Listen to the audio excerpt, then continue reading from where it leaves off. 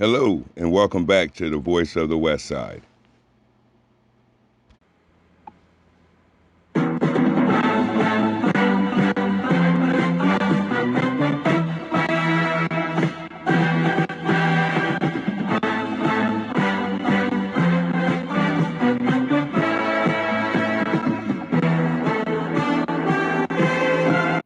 Hello, welcome back to Bridging the Gap.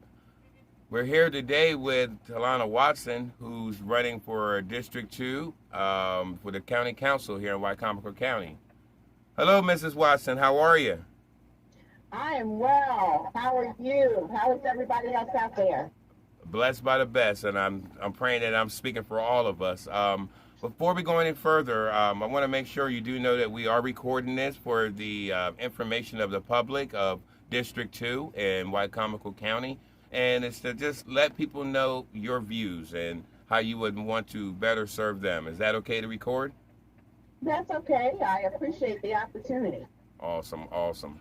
Now, before we go any further, I wanted to just be very honest with you all. When I first found out that Mrs. Watson was running for District 2, and I found out who actually was because I didn't know her by first name.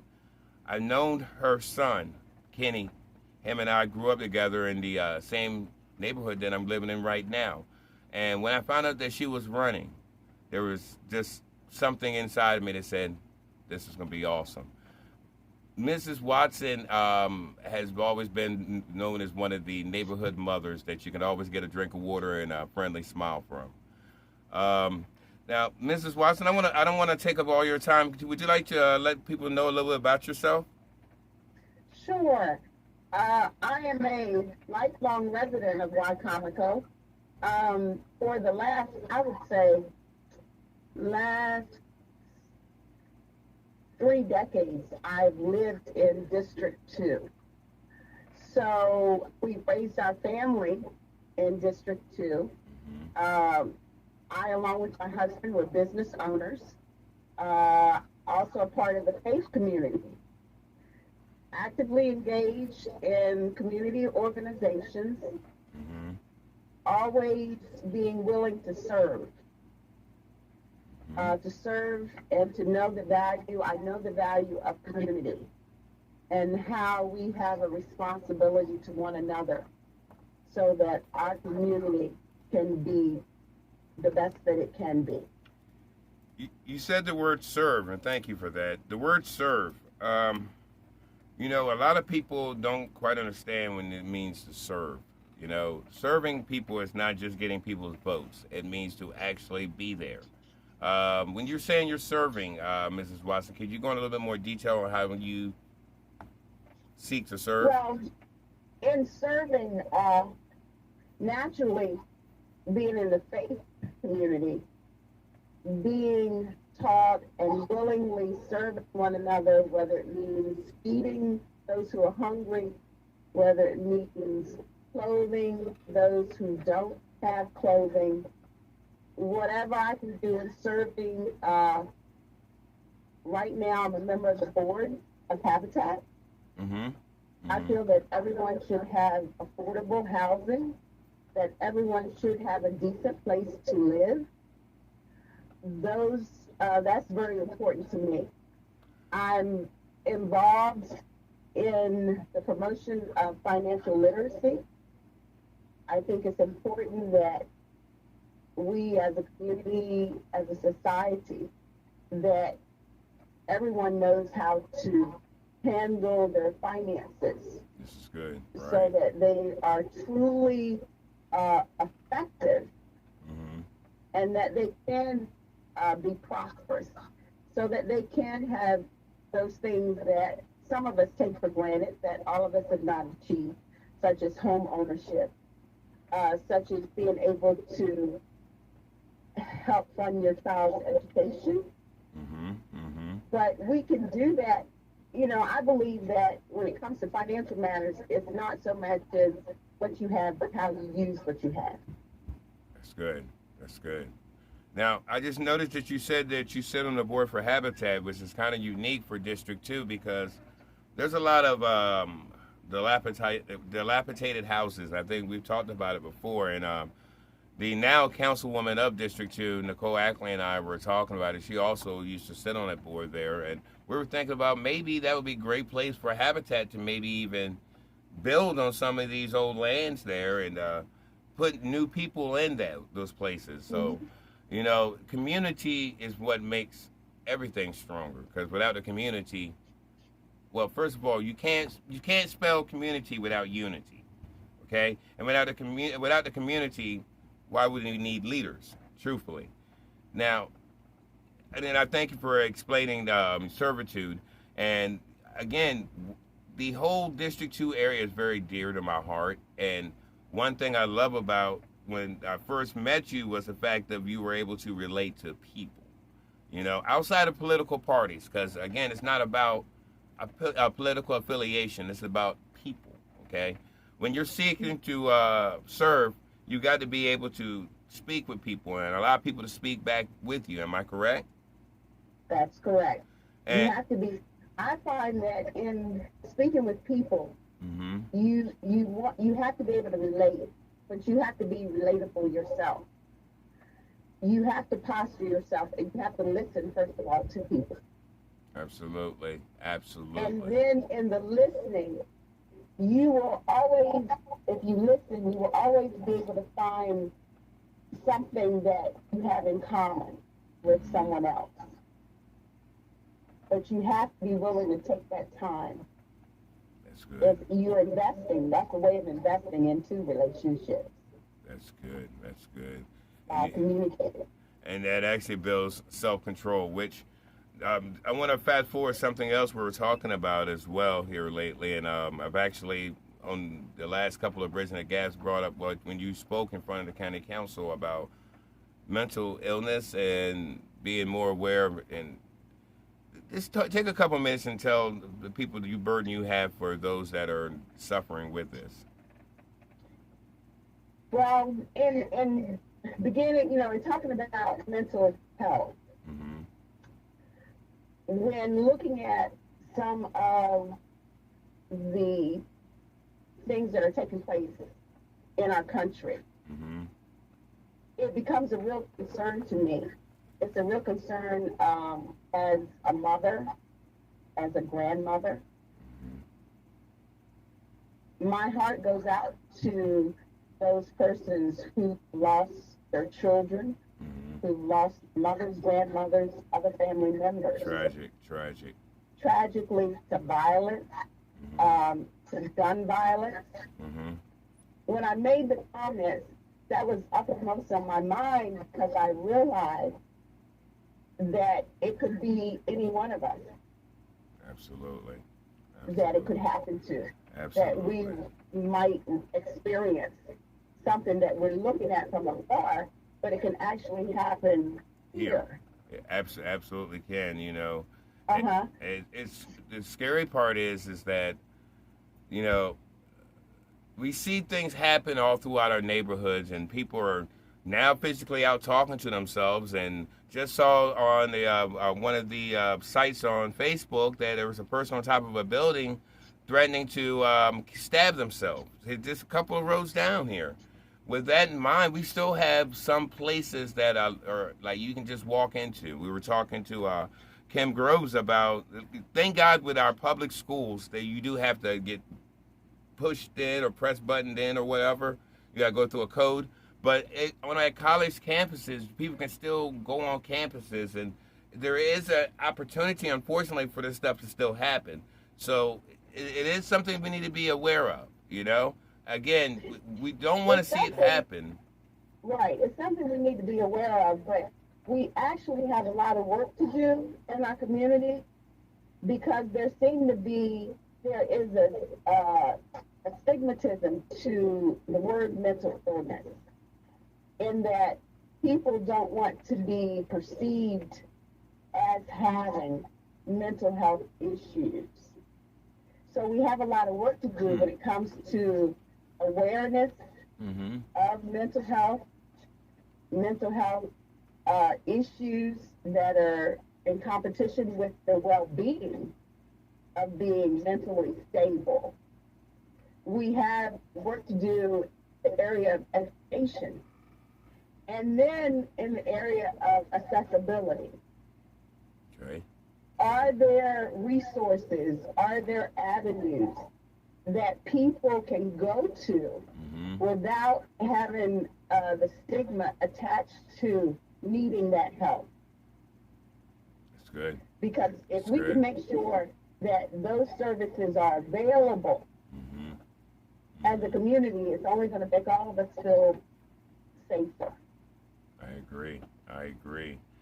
Um, and again, I see it in the shelters. You know, unfortunately, I mean, you see that a lot. And if we don't address it, it doesn't make it go away. Not addressing a problem does not make that problem go away. And it's going to take love and attention to it for anything to even be accomplished. Now, I wanted us also to, before we tie this up, and I do appreciate you talking to us here. I wanted to ask you, like, when it comes to security, okay? Now with the county council, they're going to be talking about a law enforcement board, which I think everybody needs to be held in account for their actions. However, I do know at the county council meetings they've been talking about having convicted felons on that board. Now, again, if you don't want to answer it, that's fine. But how do you feel about that? What kind of a board do you think they? How should they come up with this board for this law enforcement? Well, I would think that when it comes to having a board concerning the issue of law enforcement, the objective would be to have persons that would give you information from different perspectives. Okay. So, of course, you would want representation for the law enforcement, those officers themselves. You would want persons from the community. Mm-hmm. Mm-hmm. And I can actually see having persons present that had a history of incarceration. Okay. And I love how it was stated before. Is I think that it's too broad for them to say that somebody who has been convicted, because is it convicted of a felony or is it convicted of a misdemeanor? You see what I'm saying? I mean, there's got to be some level. I mean, I would encourage. I would say of course, you want somebody who has some kind of interaction with law enforcement, but you don't want somebody who's already hating law enforcement sitting on that board, because there's going to be no way anything is done correctly. I mean, just what I'm thinking. Well, it's going to be necessary first to identify what the goals are for the board. Mm-hmm. What does the community hope to achieve Mm-hmm. from the establishment of the board? And once you know what the goals are, then you can determine those individuals Mm-hmm. that would be able to share the information to achieve those goals. So you really have to, there has to be some organization, the structure of that board must closely be looked at. And then also you want to know what the goals are, you want to know how the implementation is going to take place. But when it comes to assessing the results, right, you want to make sure that's a part of it also. and I can tell you this from me asking. Thank you for answering that. A lot of people wouldn't answer that, so I really appreciate that. I've asked questions about this, and process can get very expensive. Now, my suggestion personally is they pick a jury duty by driver's license. Why not pick it from that same group? That way, that panel would change. Why do we have to be so specific? If they can serve on jury duty, I think they should be able to serve on this board. What do you think?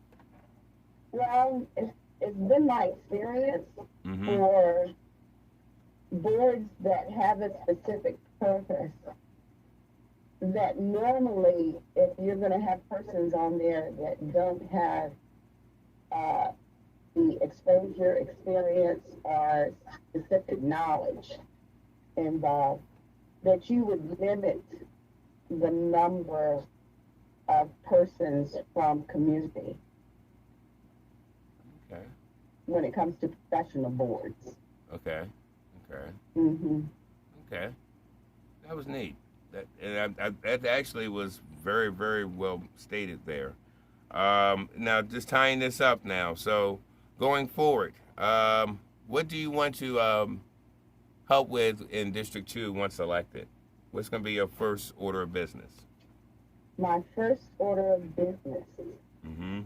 My first order of business would actually be to meet with those persons in District 2 for us to have a discussion, whether we want to call it a town hall, but to listen to them to see where they are. And based on what District 2 tells me, Mm-hmm. that would be my first order of business. So, can I say this or ask this question? Uh-huh. Councilwoman Ackley, who's already the District 2 council lady. Again, yes, I mean, if we want to talk political parties, you're on a Democrat Party ticket. She's on a Republican Party ticket. But has there been any communication on the runnings of the District 2 with Nicole? And do you see yourself, if after winning, would you want to sit down with her and see what has happened and where she left off? Most definitely. And Most definitely. have you already Yeah. had conversations? We've had a brief conversation, but when you Great. you should always want to be acquainted with the situation, the current Absolutely. situation. Awesome. You Right. should also you would always want to know the history. Mm-hmm. I wouldn't want to just come in and indiscriminately make arbitrary decisions without knowing the basis for what's gone on previously. Wow. So most definitely, if she's willing, to share, I'm willing to listen. Well, of course, I'm not Councilwoman Ackley, but I know her very well. I'm pretty sure that's what she's hoping because, again, District 2 is very dear to, I can just say from being her friend, very dear to her heart, very dear to my heart. It's been my life throughout these last 40 plus years. And the people down there have, in the past, not been always looked at in the same fairness as some of the other places. Can I say it like that? In this last year and a half of working with Councilwoman Ackley, a lot of those things have changed. They had a town hall. Even before the one we had one at the firehouse, had 100 plus people. People are starting to speak out, and they don't want to be ignored again. And that's one of my biggest concerns. Don't get me wrong. It's great to own things because it shows that you actually can have responsibility.